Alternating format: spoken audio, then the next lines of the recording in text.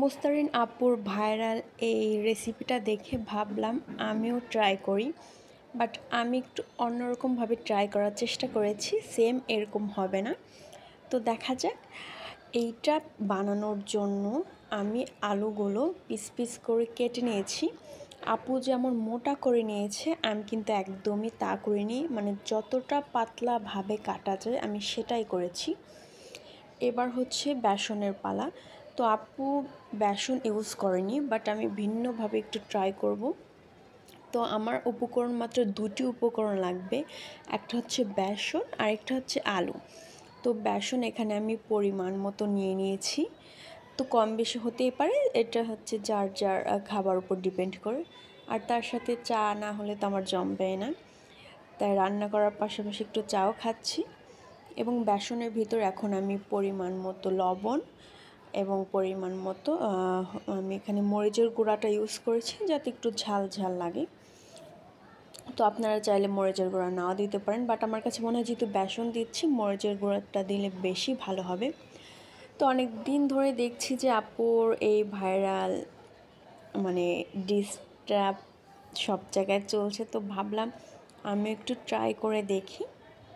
তো এটা কিন্তু আমি অনেক আগে থেকে আমার মেয়ের জন্য বানাই, এবং এটা খেতে কিন্তু সত্যি কথা বলতে খুবই মুচমুচে হয়।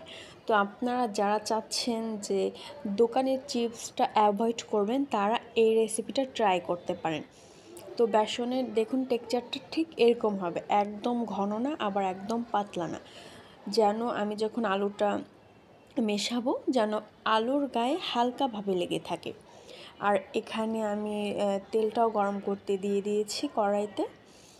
আর আরেকটু কথা বলে রাখি, এটা কিন্তু যত কম আঁচে ভাজবেন, লালচেভাবে ভাজলে একদম মোচমোচে হবে খেতে, একদম পারফেক্ট। যেটা দেখুন আমি এমনভাবে নিচ্ছি, একদম বেশিও লাগছে না গায়ে, আবার যে হালকা তা না, মানে যতটুকু দরকার। তো আমি এখানে বেশি করে নিয়ে নিলাম একসাথে অনেকগুলো মাখিয়ে।